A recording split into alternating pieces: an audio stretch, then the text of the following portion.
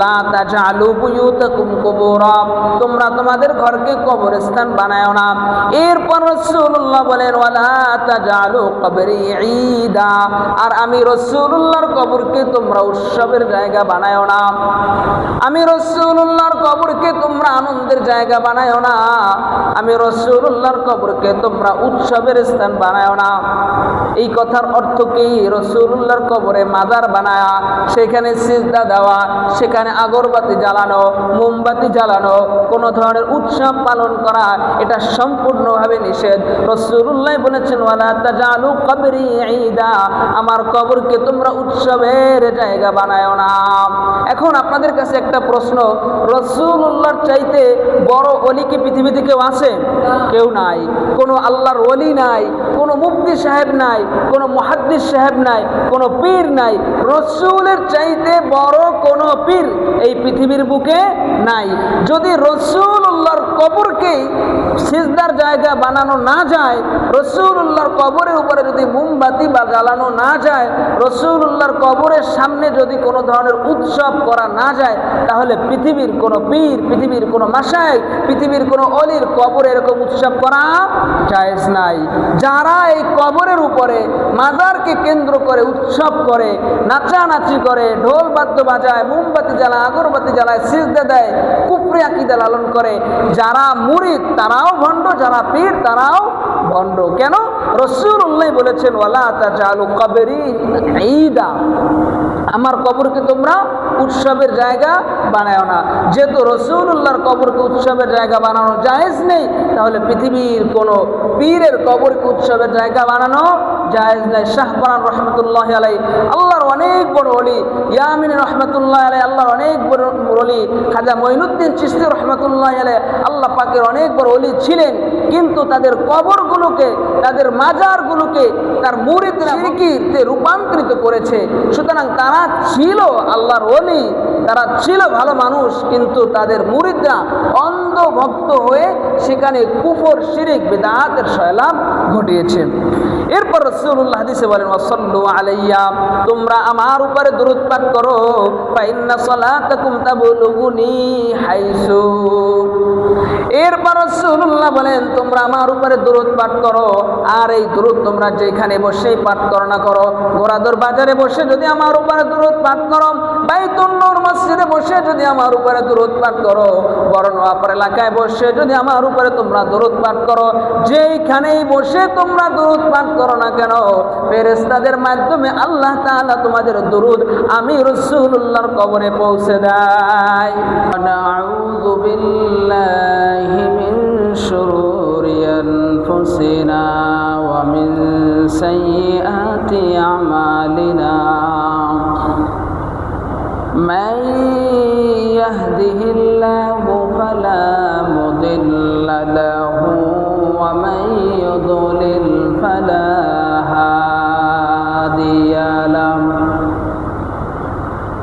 ওয়া নাশহাদু আল্লা ইলাহা ইল্লাল্লাহু ওয়াহদাহু লা শারীকা লাহু, ونشهد أن سيدنا وسندنا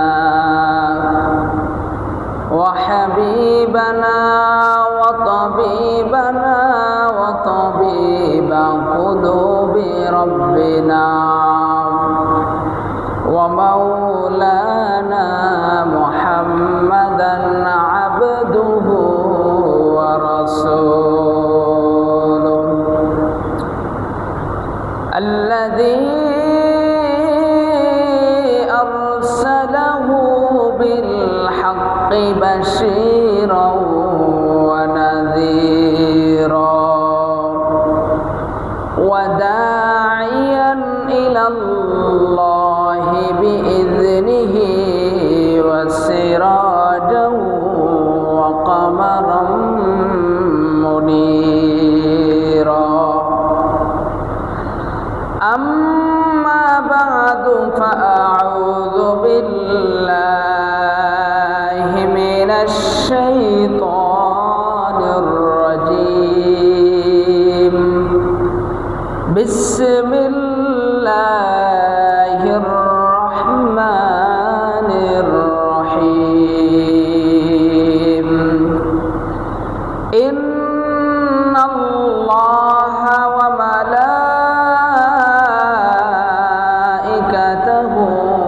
ইউসাল্লুনা আলান নাবী ইয়া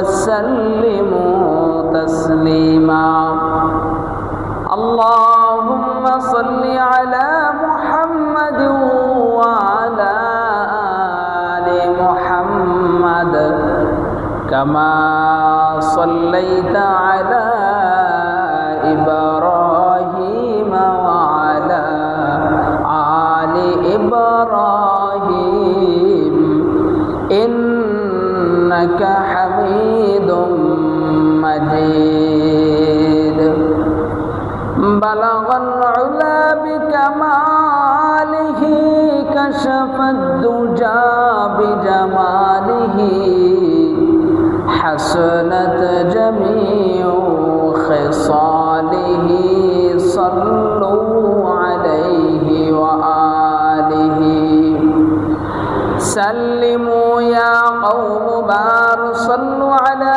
صدر الأمين مصطفى ما جاء إلا رحمة للعالمين আলহামদুলিল্লাহ আল্লাহ জাল্লা শানুহুর দরবারে পাকে অসংখ্য অগণিত শুকরিয়া জ্ঞাপন করছি যে রব্বুল ইজ্জত আল জালাল বড় দয়া করে মায়া করে মেহেরবানি করে আজকে পবিত্র জুমার দিনে 2 রাকাত সালাতুল জুমা আদায় করার জন্য আল্লাহ পাক আমাদেরকে তার ঘরে নিয়ে এসেছেন। এজন্য আমরা সকলেই অন্তরের অন্তঃস্থল থেকে শুকরিয়া আদায় করি আলহামদুলিল্লাহ। রবের দয়া ছাড়া তার বান্দা এবং বান্দি কোনো ইবাদত বন্দেগী করতে পারে না। এজন্য রবের কাছে সদা সর্বদা দয়া প্রার্থনা করা, তার অনুগ্রহ কামনা করা, আর তার দয়া এবং অনুগ্রহে যখন কোন ইবাদত বন্দেগী করার তৌফিক মিলে তো মালিকের প্রতি কৃতজ্ঞতা জ্ঞাপন করা। যেই বান্দা যত বেশি, যেই আল্লাহ পাকের বান্দি যত বেশি রবের কৃতজ্ঞতা পালন করবে, রবের প্রতি সন্তুষ্ট থাকবে, রবের ফয়সালার প্রতি সন্তুষ্ট থাকবে, রবের সিদ্ধান্তর প্রতি সন্তুষ্ট থাকবে, তার প্রতি রবের দয়া তত বেশি বর্ষিত হবে। এজন্য মালিকের কাছে দয়া কামনা করা। রব চাইলেই ইবাদত করা সম্ভব, রব চাইলেই জিন্দেগিতে উন্নতি করা সম্ভব। রব যদি না চায় হাজার চেষ্টা করে হলেও কোনোভাবেই সামনে অগ্রসর হওয়া সম্ভব নয়। মুহতারাম হাজিরিন, আমি আপনাদের সম্মুখে সূরা আহজাবের 57 নম্বর আয়াত 56 নম্বর আয়াত তেলাওয়াত করেছি। এই আয়াতে কারিমার মধ্যে আল্লাহ পাক বলেন, ইন্নাল্লাহা ওয়া মালাইকাতাহু ইউসাল্লুনা আলান নবী ইয়া আইয়ুহাল্লাযীনা আমানু সাল্লু আলাইহি ওয়া সাল্লিমু তাসলিমা। এই আয়াতে কারিমায় আমার আল্লাহ বলে যে নিশ্চয়ই আল্লাহ তাআলা এবং তার ফেরেশতারা ইউসাল্লুনা আলান নবী, রাসূলের উপরে দুরূদ পাঠ করে। আল্লাহ এবং ফেরেশতারা রাসূলের উপরে দুরূদ পাঠ করে, কথার অর্থ কি? আল্লাহ রাসূলের উপর দুরূদ পাঠ করে কথার অর্থ হচ্ছে আল্লাহ পাক রাসূলুল্লাহ সাল্লাল্লাহু আলাইহি ওয়াসাল্লামের প্রশংসা করেন। আর ফেরেশতারা রাসূলের উপরে দুরূদ পাঠ করেন। এ কথার অর্থ হচ্ছে যে ফেরেশতারা আল্লাহ তাআলার কাছে রাসূলুল্লাহর শান মান ইজ্জত বৃদ্ধি পাওয়ার জন্য, বৃদ্ধি করানোর জন্য আল্লাহর কাছে প্রার্থনা করে। তাহলে দুই কথার অর্থ হলো ইন্নাল্লাহা ওয়া মালাইকাতাহু ইউসাল্লুনা আলান নবী, নিশ্চয়ই আল্লাহ এবং তার ফেরেশতাগণ রাসূলুল্লাহর উপরে দুরূদ পাঠ করে। আল্লাহ দুরূদ পাঠ করে মানে আল্লাহ তাআলা রাসূলুল্লাহর প্রশংসা করে, ফেরেশতারা দুরূদ পাঠ করে মানে ফেরেশতারা আল্লাহ তাআলার কাছে রাসূলুল্লাহর মর্যাদা বৃদ্ধির জন্য দোয়া করে। এরপরে আল্লাহ তাআলা বলেন, ইয়া আইয়ুহাল্লাযীনা আমানু সাল্লু আলাইহি ওয়া সাল্লিমু তাসলিমা। এরপরে আল্লাহ রাব্বুল আলামিন ঈমানদারদেরকে ডেকে বলেন, ও আমার ঈমানদার বান্দা এবং বান্দিরা, তোমরা ভালো করে শুনে রাখো, আমি আল্লাহ রাব্বুল আলামিন এবং আমার ফেরেশতারা রাসূলুল্লাহর উপরে দরুদ পাঠ করি। সুতরাং সাল্লু আলাইহি, তোমরা রাসূলুল্লাহর উপরে দরুদ পাঠ করো, ওয়াসাল্লিমু তাসলিমা, রাসূলুল্লাহর নিকটে তোমরা সালাম প্রেরণ করো। এই আয়াতে কারিমায় আল্লাহ বললেন, আমি এবং আমার ফেরেশতারা রাসূলুল্লাহর উপরে দরুদ পাঠ করি। সুতরাং তোমরা ঈমানদারগণ, তোমরাও রাসূলুল্লাহর উপরে দরুদ পাঠ করো এবং রাসূলের নিকটে, রাসূলের উপরে সালাম প্রেরণ করো। দরুদ পাঠ করব আমরা কেন? এক নম্বর কারণ হচ্ছে স্বয়ং আল্লাহ তাআলা আমাদের উপরে নির্দেশ করেছেন, এজন্য আমরা দুরূদ পাঠ করব। দুরূদ পাঠ করার দুই নম্বর কারণ হচ্ছে যে যখন কোনো ব্যক্তি দুরূদ পাঠ করে তো সঙ্গে সঙ্গে রাসূলুল্লাহর উপরে জিকির হয়ে যায়। দুরূদ বামানা জিকির, দুরূদের একটা অর্থ হচ্ছে জিকির। কিভাবে? এই যে আমরা বলি আল্লাহুম্মা সাল্লি আলা মুহাম্মাদ, এখানে আমরা রাসূলুল্লাহর উপরে দুরূদ পাঠ করলাম, সাথে সাথে আল্লাহ পাকের জিকির হয়ে গেল।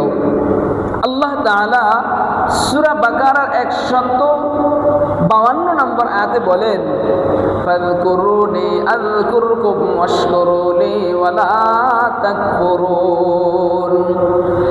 আল্লাহ রাব্বুল আলামিন বলেন, ফাযকুরুনি আযকুরকুম, তোমরা আমি আল্লাহকে স্মরণ করো, আযকুরকুম, আমি আল্লাহ রাব্বুল আলামিন তোমাদেরকেও স্মরণ করব, ওয়াশকুরুলি, তোমরা আমি আল্লাহ তাআলার কৃতজ্ঞতা জ্ঞাপন করো, ওয়ালা তাকফুরুন, তোমরা আমি আল্লাহ তাআলার অকৃতজ্ঞ হইও না। আল্লাহ পাক বলেন, তোমরা আমি আল্লাহ তাআলাকে স্মরণ যদি করো তো আমি আল্লাহ তোমাদেরকে স্মরণ করি, আর তোমরা কৃতজ্ঞতা আদায় করো, আমার অকৃতজ্ঞ বান্দা এবং বান্দির কাতারে তোমরা শামিল হইও না। বুখারীর বর্ণনা ৭৭০৫ নম্বর হাদিস।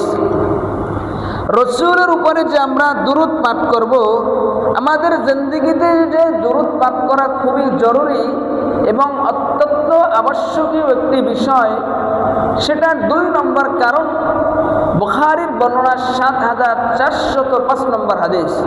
عن أبي هريرة رضي الله تعالى عنه قال قال رسول الله صلى الله عليه وسلم يقول الله عز وجل, আল্লাহ নবীর সাহাবী হযরত আবু হুরায়রা রাদিয়াল্লাহু তাআলা আনহু বলেন, আল্লাহ তাআলা বলেছেন, আনা ইনদা যান্নি আবদি বি ওয়া আনা মাআহু ইযা যাকারানি।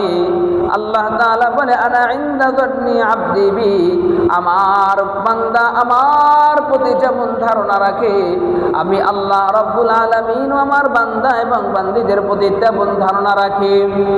আমার কোন বান্দা এবং বান্দি যদি আমার উপরে পরিপূর্ণ বিশ্বাস রাখে, আমার উপরে পরিপূর্ণ ঈমান রাখে, আমার উপরে পরিপূর্ণ আত্মবিশ্বাস রাখে যে আমি আল্লাহ তাআলাই তার জন্য যথেষ্ট হব, তাহলে সত্যিকার অর্থে আমি আল্লাহ রাব্বুল আলামিন আমার ওই বান্দা এবং বান্দীদের যেমন ধারণা রাখা হয় তেমন ধারণা অনুপাতে তার সাথে আমি ব্যবহার করি। আল্লাহ বলে যে আমার বান্দা বান্দিরা আমার উপরে যেমন ধারণা রাখে আমি তার সাথে তেমন আচরণই করি। এরপরে আল্লাহ বলে ওয়া আনা মাআহু ইযা যাকারানি, আর ইযা যাকারানি যখন আমাকে তারা স্মরণ করে, আমি আল্লাহ রাব্বুল আলামিনও তাদেরকে স্মরণ করে। বান্দা এবং বান্দিরা যখন আল্লাহ রাব্বুল আলামিনকে স্মরণ করে সঙ্গে সঙ্গে আল্লাহ তাআলাও স্মরণ করে। গাড়ির মধ্যে যখন বান্দা আল্লাহকে স্মরণ করে, আল্লাহর বান্দি যখন গাড়ির মধ্যে বসে বসে আল্লাহর জিকির করে, আমার আল্লাহ রাব্বুল আলামিনও সাথে সাথে আল্লাহ তাআলাও সাথে সাথে তার বান্দা বান্দিকে স্মরণ করে। নদীর মধ্যে স্টিমার চলে, বান্দা বান্দি সেই স্টিমারের উপরে দাঁড়ায়ও আল্লাহকে স্মরণ করে, আল্লাহর জিকির করে, জবান দিয়ে আল্লাহ পাকের তাসবিহাত আদায় করে। সেই সমুদ্রের মাঝেও আমার আল্লাহ রাব্বুল আলামিন তার বান্দা এবং বান্দীদেরকে স্মরণ করে।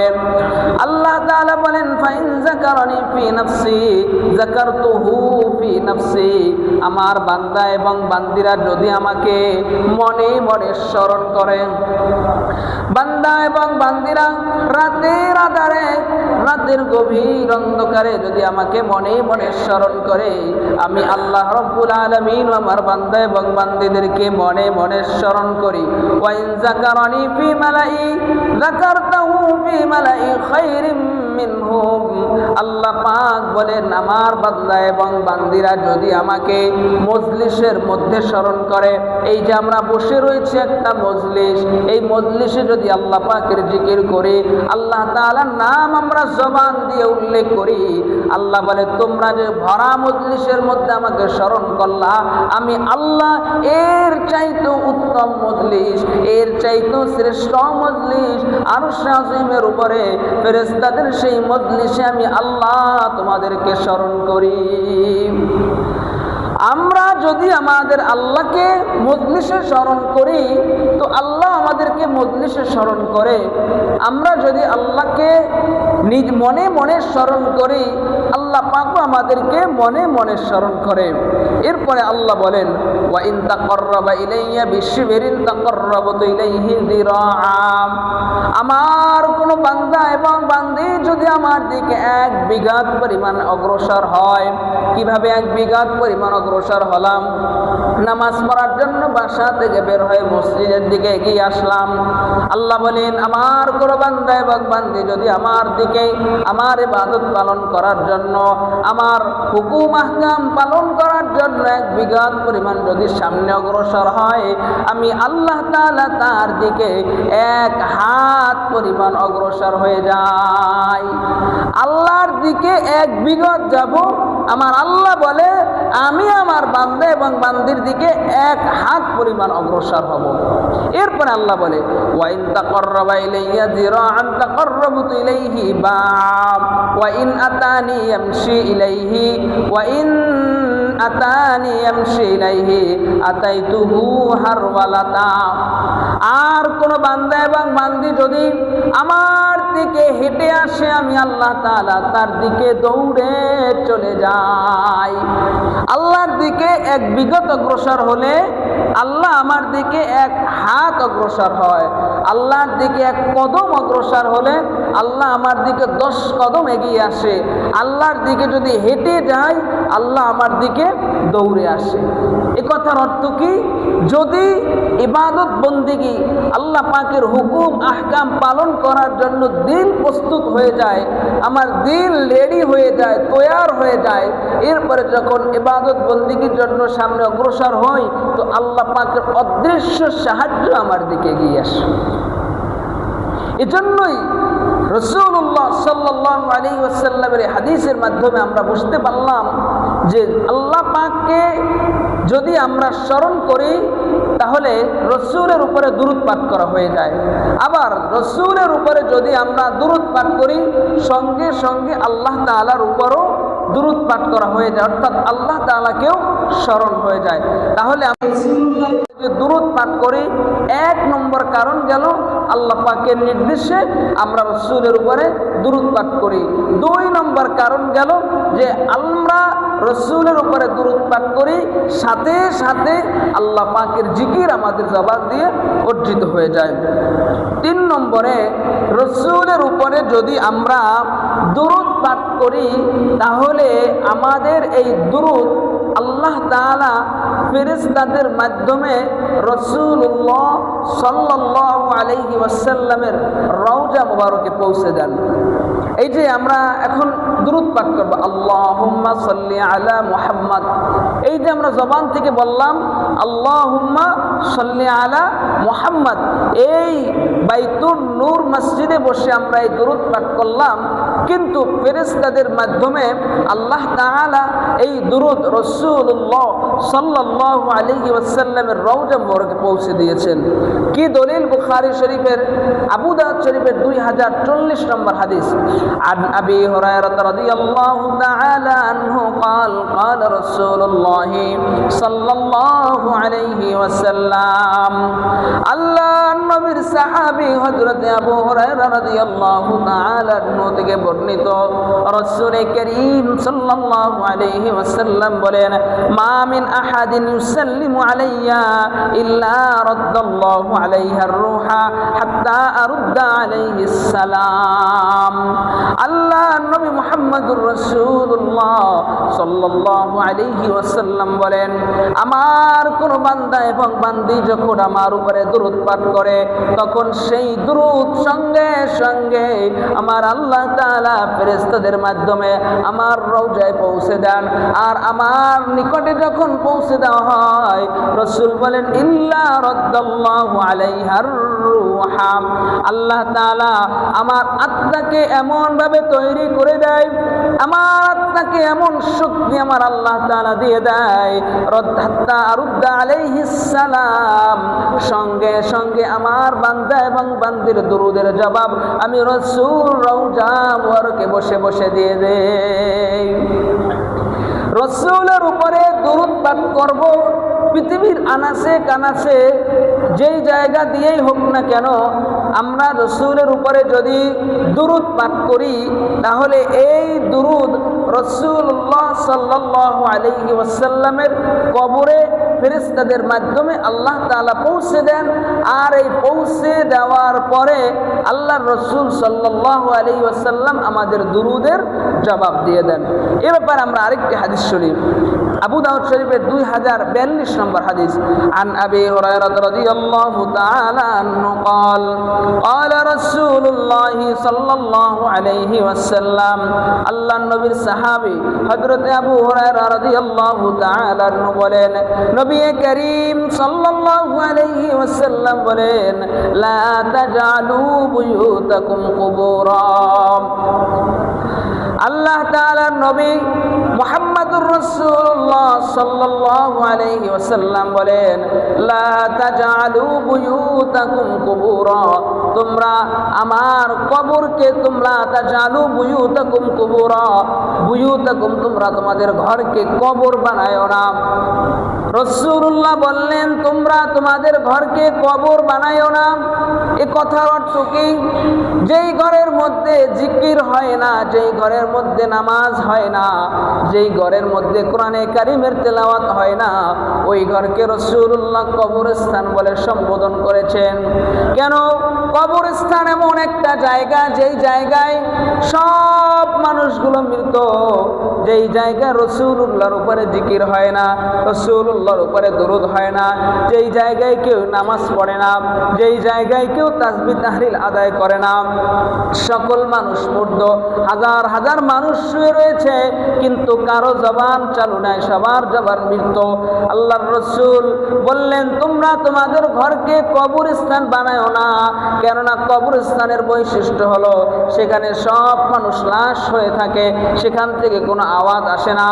আর রাসূলুল্লাহ সাল্লাল্লাহু আলাইহি ওয়াসাল্লাম ঘরকে কবরস্থান এই জন্যই বলল, যদি তোমরা তোমাদের ঘরগুলোকে ইবাদতের জায়গা না বানাও, সেইখানে যদি তোমরা তাসবিহ তাহলিল আদায় না করো, নামাজ না পড়ো, তাহলে তোমাদের এই ঘর, তোমাদের এই বাড়ি কবরস্থানে রূপান্তরিত হয়ে যাবে।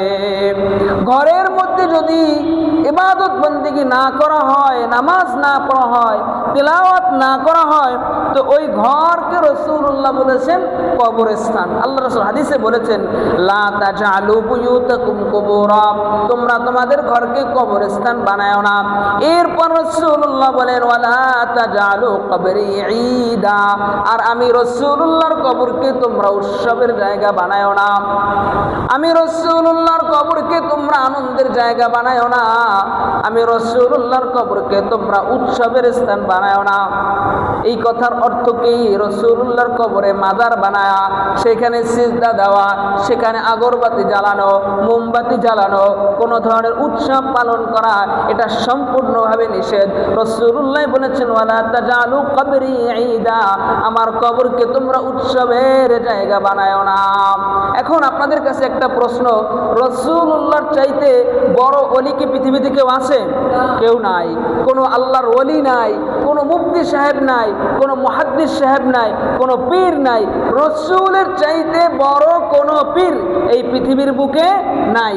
যদি রাসূলুল্লাহর কবরকে সিজদার জায়গা বানানো না যায়, রাসূলুল্লাহর কবরের উপরে যদি মোমবাতি বা জ্বালানো না যায়, রাসূলুল্লাহর কবরের সামনে যদি কোনো ধরনের উৎসব করা না যায়, তাহলে পৃথিবীর কোনো পীর, পৃথিবীর কোনো মাশায়েখ, পৃথিবীর কোনো অলির কবরে এরকম উৎসব করা জায়েজ নাই। যারা এই কবরের উপরে মাজারকে কেন্দ্র করে উৎসব করে, নাচানাচি করে, ঢোল বাদ্য বাজায়, মোমবাতি জ্বালায়, আগরবাতি জ্বালায়, সিজদা দেয়, কুফরি আকীদা লালন করে, যারা মুরিদ তারাও ভণ্ড, যারা পীর তারাও ভণ্ড। কেন? রাসূলুল্লাহ বলেছেন, ওয়ালা তাজআলু কবরি ঈদা, আমার কবরকে তোমরা উৎসবের জায়গা বানায়ো না। যেহেতু রাসূলুল্লাহর কবরকে উৎসবের জায়গা বানানো জায়েজ নেই, তাহলে পৃথিবীর কোনো পীরের কবরকে উৎসবের জায়গা বানানো জায়েজ নেই। শাহপরান রহমতুল্লাহ আলাইহি, আল্লাহর অনেক বড় ওলি, ইয়ামিন রহমতুল্লাহ আলাইহি, আল্লাহর অনেক বড় ওলি, খাজা মঈনুদ্দিন চিশতি রহমতুল্লাহ আলাইহি, আল্লাহ পাকের অনেক বড় ওলি ছিলেন, কিন্তু তাদের কবরগুলোকে, তাদের মাজারগুলোকে তার মুরিদরা, ভক্তরা অধিক বেশি শিরকির জায়গায় স্থানান্তরিত করেছে, শিরকিতে রূপান্তরিত করেছে। সুতরাং তারা ছিল আল্লাহর ওলি, তারা ছিল ভালো মানুষ, কিন্তু তাদের মুরিদরা অন্ধ ভক্ত হয়ে সেখানে কুফর, শিরক, বিদআতের সয়লাব ঘটিয়েছে। এরপর রাসূলুল্লাহ হাদিসে বলেন, ওয়াসাল্লু আলাইয়া, তোমরা আমার উপরে দরুদ পাঠ করো, ফা ইন্না সালাতাকুম তাবলুগুনি হাইসু।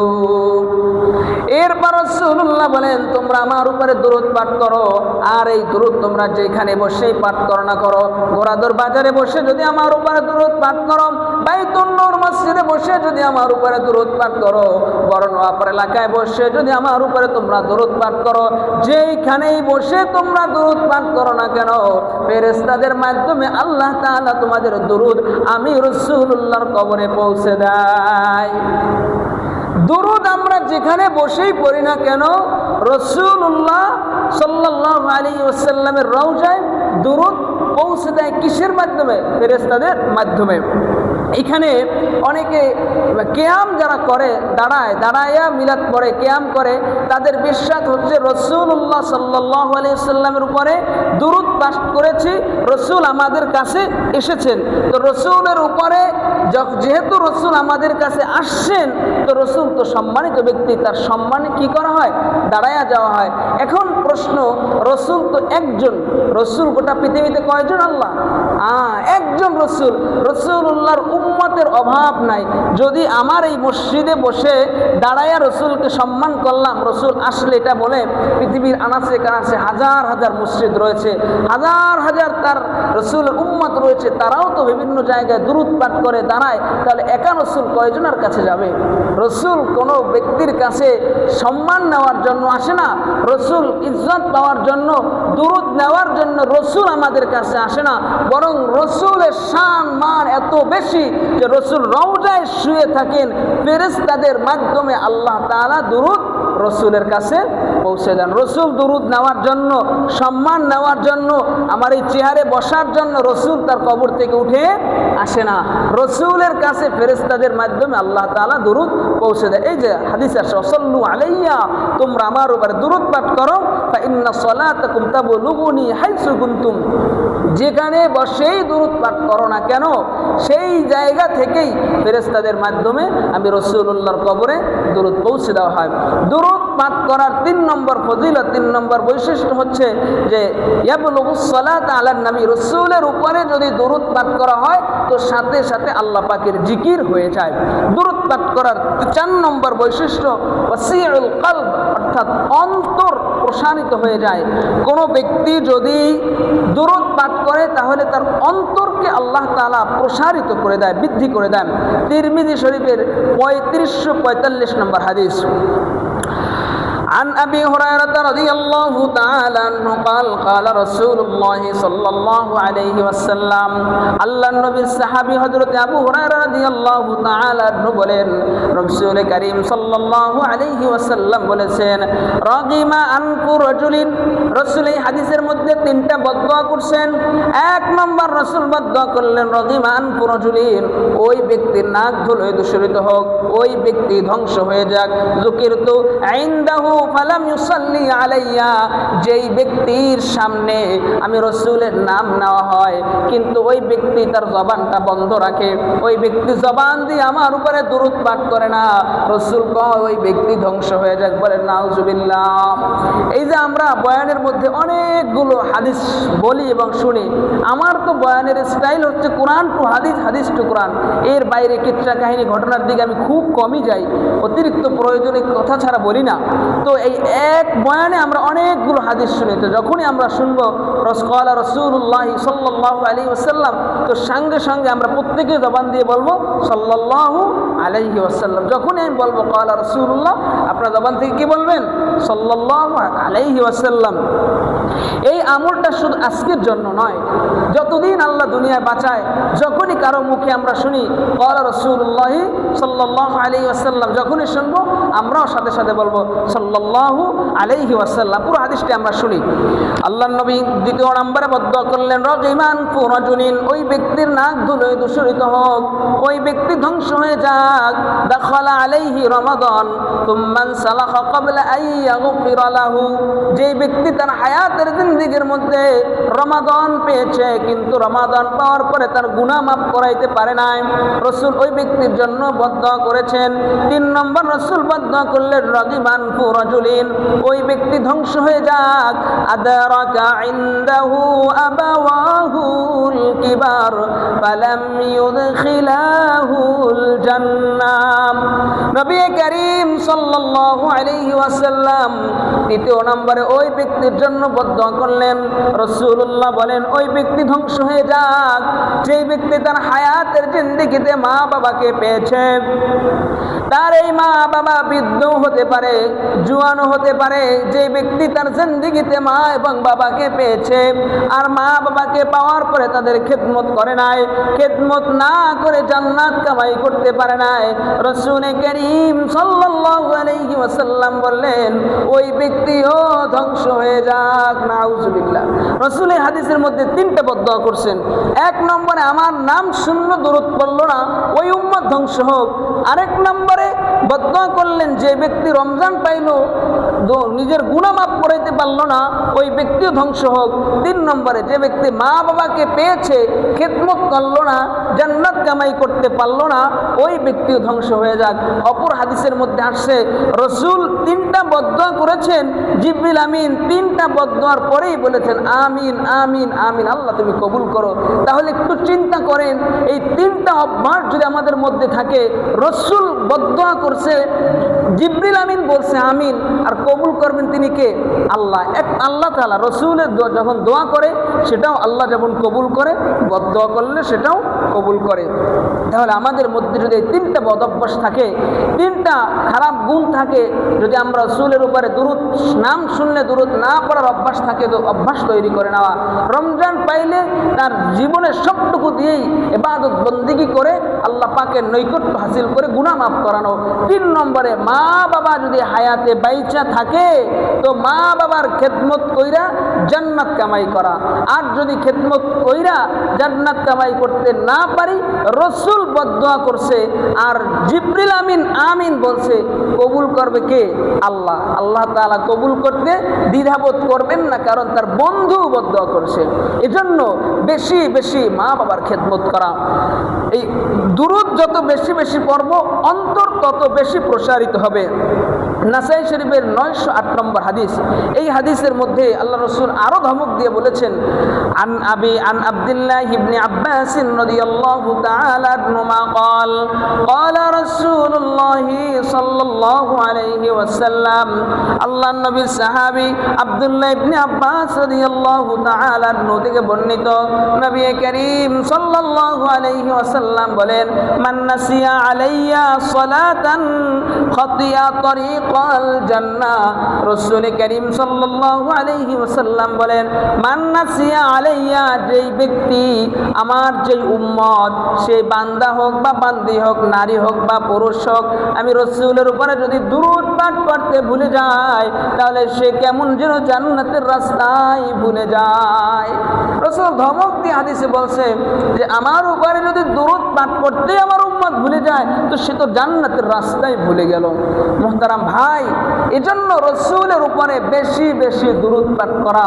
সকাল সন্ধ্যায় যে জিকিরগুলো পাঠ করি, তো ইস্তিগফার পাঠ করি, সেগুলোর সাথে দুরূদ পাঠ করার অভ্যাস তৈরি করে নেওয়া। দুরূদ পাঠ করা সংক্ষিপ্ত জোর, যদি বড় দুরূদ পারি যে আল্লাহুম্মা সাল্লি আলা মুহাম্মাদ ওয়া আলা আলি মুহাম্মাদ কামা সাল্লাইতা আলা ইব্রাহিম ওয়া আলা আলি ইব্রাহিম ইন্নাকা হামিদুম মাজিদ, আল্লাহুম্মা বারিক আলা মুহাম্মাদ ওয়া আলা আলি মুহাম্মাদ কামা বারাকতা আলা ইব্রাহিম ওয়া আলা আলি ইব্রাহিম ইন্নাকা হামিদুম মাজিদ। আরেকটা দুরূদ, আল্লাহুম্মা সাল্লি আলা মুহাম্মাদিন নাবিয়্যিল উম্মি ওয়া আলা আলিহি ওয়া সাল্লিম তাসলিমা। এই বড় দুরূদগুলো পড়ার চেষ্টা করব। যদি বড় দুরূদ না পারি, ছোট্ট খুব সংক্ষেপে সাল্লাল্লাহু আলাইহি ওয়াসাল্লাম, সাল্লাল্লাহু আলাইহি ওয়াসাল্লাম, ছোট্ট খুবই সংক্ষেপে। সকাল সন্ধ্যা আমরা যে জিকিরগুলো করি, যে ইস্তিগফার পাঠ করি, সাথে সাথে রাসূলের উপরে দুরূদ পাঠ করার অভ্যাস তৈরি করা। অপর হাদিসের মধ্যে আসছে, একবার দুরূদ পাঠ করলে আল্লাহ তাআলা তার উপরে 10টা রহমত বর্ষণ করে। শুধুমাত্র 10টা রহমত নয়, তার 10টা মর্যাদা আল্লাহ তাআলা বৃদ্ধি করে দেয়। শুধুমাত্র 10টা মর্যাদাই নয়, আল্লাহ তাআলা তার জিন্দেগি থেকে 10টা গুনাহ মাফ করে দেয়। একবার বললাম সাল্লাল্লাহু আলাইহি ওয়াসাল্লাম, লাভ পাইলাম 3টা। 10টা গুনাহ আল্লাহ মাফ করে দিল, 10টা মর্যাদা আল্লাহ বৃদ্ধি করে দিল, 10টা নেকি আমার আল্লাহ তাআলা দিয়ে দিল। রহমতের দোয়া আল্লাহ তাআলা আমার উপরে করে, অর্থাৎ আমার জিন্দেগিতে তারাক্কি দান করে। এজন্য মুহতারাম ভাই, আমরা যে আমলগুলো করি, সাথে সাথে ছোট্ট একটা আমল আজকে আমরা শুনলাম, দুরূদের আমল। ইস্তিগফার আমল সম্পর্কে গত জুমায় বলেছিলাম, এর আগে তাওবা সম্পর্কে বলেছিলাম। আজকের জুমায় আমরা দুরূদ সম্পর্কে কিছু কথা শুনেছি। আমরা চেষ্টা করব দৈনন্দিন জিন্দেগিতে যেন আমলে রূপান্তরিত হয়। আল্লাহ পাক আমাদের জিন্দেগিটাকে আমল মাফিক পরিচালনা করার তৌফিক দান করুন। আমিন। ওয়া আখির দাওয়ানা আলহামদুলিল্লাহি রাব্বিল আলামিন। আসসালামু আলাইকুম ওয়া রাহমাতুল্লাহ। যারা কাবলা জুমা আদায় করে নেয়, 4 রাকাত কাবলা জুমা আদায় করে।